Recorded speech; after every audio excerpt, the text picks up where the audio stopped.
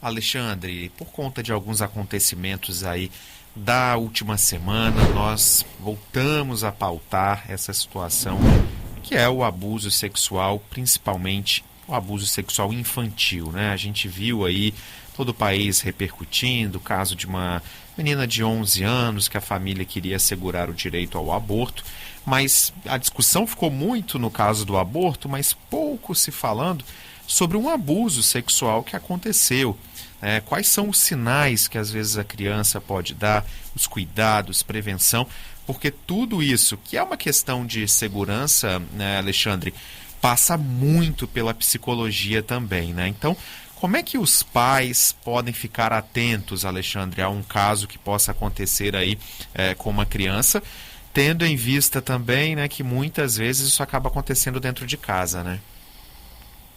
Exatamente, eu ia inclusive começar com esse ponto, né, porque pode realmente acontecer dentro de casa e com o isolamento, por exemplo, social da pandemia, alguns casos foram mais agravados, né? Tanto que mais de 70% dos casos de abuso sexual infantil, pessoal, acontecem com pessoas próximas, né?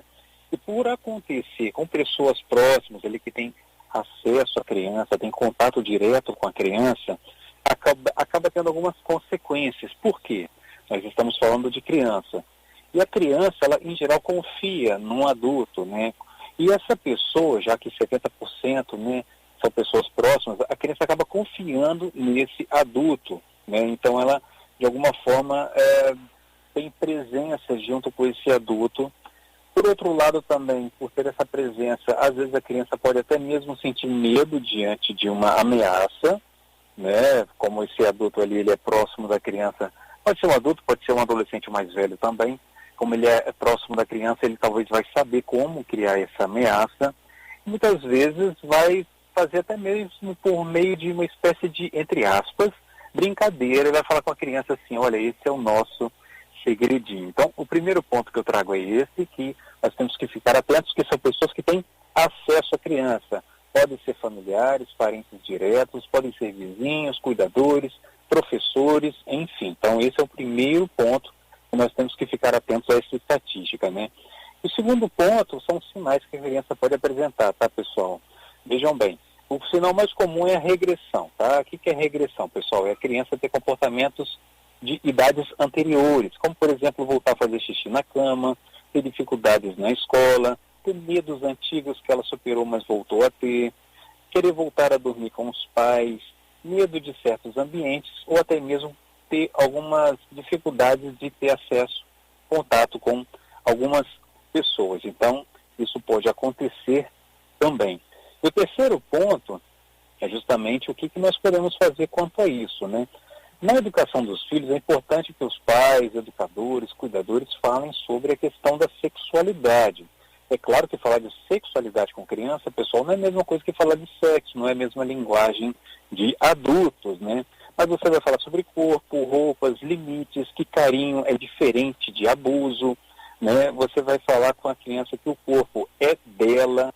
Isso é muito importante, sim, a criança entende, porque a sexualidade infantil, pessoal, é voltada para a própria criança, para a descoberta do corpo, para saber qual a diferença entre meninos e meninas, qual é a origem dos bebês, ela vai ter ali alguns prazeres se tocando, mas é em relação a ela mesma, tá? Então, a orientação é poder conversar com as crianças sobre isso e também falar com as crianças que você pode dividir tudo comigo, sem que você seja punida de modo severo, modo agressivo, de modo violento. Então, é até importante que os adultos se comprometam a isso. Eles depois, se a criança, por exemplo, aprontar ou algo assim, eles não deem punições severas, até porque a criança muitas vezes se sente culpada diante dessas situações. O abusador pode fazer com que a criança se sinta culpada e ela tem medo de falar ali com o adulto. Então, é importante que esse adulto que está com essa criança, o pai, o responsável, possa deixar a criança mais tranquila em relação a isso, né? E educar a criança para o não também é importante, tá, pessoal? Que a criança possa aprender a dizer não e que o adulto também dê suporte para ela. Olha só, se você disser não e mesmo assim a pessoa continuar insistindo, você conta para mim que a gente vai juntos tentar resolver essa situação. E caso seja uma criança já vítima, né, de um abuso sexual, nós não devemos tratá-la como arruinada ou irrecuperável, como uma criança traumatizada. Tá? A orientação que eu dou é que, inclusive, continue tratando ela normalmente, entre aspas, normalmente, que eu digo assim, não como alguém ali que está irrecuperável, mas tratá-la com outros olhos, uns olhos, né, da criança que ela é, porque muitas vezes a imagem, o olhar que a gente lança diante de uma criança pode marcá-la.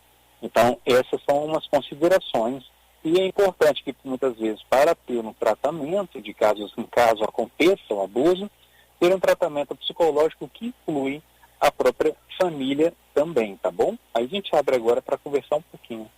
Eu queria te perguntar, Alexandre, o seguinte: nesse caso, vamos pegar um caso o mais recente, infelizmente, foram tantos nesses últimos dias que, tantos que eu estou falando, porque nós tivemos decisões relacionadas ao caso nos Estados Unidos, tivemos esse caso da menina de 11 anos de idade, e no final de semana surgiu o caso dessa atriz da Globo que estava grávida, e ela disse o seguinte: olha, eu fui estuprada e não registrei, não fiz nenhuma queixa, eu estava com muita vergonha de mim mesma, e foi nessa linha. Por que as pessoas que sofrem abuso, Alexandre, acabam tendo de forma muito comum esse sentimento, o sentimento de vergonha, de não querer trazer as coisas a público, como se a culpa fosse dela própria e não de quem a agrediu? Isso é comum acontecer, esse julgamento que a pessoa faz de si, porque tem uma questão de pudor envolvida, tem uma questão de você ser submetida a um constrangimento do outro arrasar ou devastar a sua vida, ou fantasias, ou os seus planos de vida. Às vezes você ali tem sonhos que são de fato, né, violados, abusados, transgredidos, dilacerados. E também, Cacá, tem uma dificuldade muito grande das pessoas de saber acolher isso e tratar isso da melhor forma possível. Você vê que quando um caso de abuso ele vem à tona, os adultos não sabem lidar muito bem com isso. Por exemplo, o pai de uma menina abusada vai querer matar o abusador, a vizinhança toda vai se rebelar, a criança vai ser exposta, ela vai ser vista de diversas formas.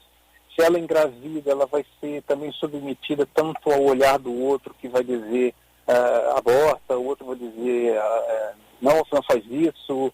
Enfim, acaba que diante do outro há muito medo, né? A gente fala muito da história da mulher também dentro disso tudo, que acaba sendo de formas. Então, esse medo do tratamento que eu vou ter, por exemplo, na delegacia, tratamento que eu vou ter diante de pessoas ali que eu vou acabar expondo uma intimidade, pessoas que eu não conheço, pessoas que eu não confio, porque você acaba não confiando mais em ninguém também. Então tem ali uma série de situações que fazem com que, infelizmente, né, a pessoa que é vítima disso tente resolver isso ou de forma solitária. Algumas pessoas até radicalmente acabam esquecendo, Cacá. Eu já acompanhei alguns casos no consultório de pessoas que só lembraram de um abuso lá com seus 40, 50 anos de idade. Então, assim, são situações que você constrange o outro ao ponto de você engolir essa dor, que acaba desenvolvendo mais dores, com medo de, se eu contar, essa dor não vai fechar. Certo, certo. Alexandre, muito obrigado aqui pelas dicas de hoje, né? Um assunto muito sério que a gente certamente vai seguir acompanhando desdobramentos, e a psicologia sempre pode ajudar neste caso. Alexandre, peço aqui para você, como sempre, deixar os seus contatos também, tanto de rede social, número, onde é que o pessoal consegue falar com você, né? Obrigado, Leandro. E é um assunto realmente, quanto mais a gente fala, melhor, tá, pessoal? É um assunto que é tabu, muitas vezes é dificuldade, mas ele tem que ser dito, incansáveis vezes, tá? Quem quiser me seguir no Instagram é @Alexandre_psicologia, Alexandre_psicologia, tá? No meu YouTube também o canal Psicologia e Vida Cotidiana, onde a gente coloca todo o nosso material lá, tá? Para que fique acessível depois. E queria até passar também um contato para quem tem vítimas de qualquer violência aos direitos humanos, que é o Disque 100, tá bom? O Disque 100 você pode fazer uma denúncia, pessoal, de violações de direitos, não só de um abuso sexual infantil, mas violência contra a mulher e outras violências que violem ali o direito humano também, tá bom? Então fica aí também esse contato Disque 100. Opa, muito bom. É o Obrigado número aí 100. pelo Pode serviço. digitar e vai ter seu atendimento. Valeu, Alexandre. Até semana que vem. Até semana que vem, pessoal.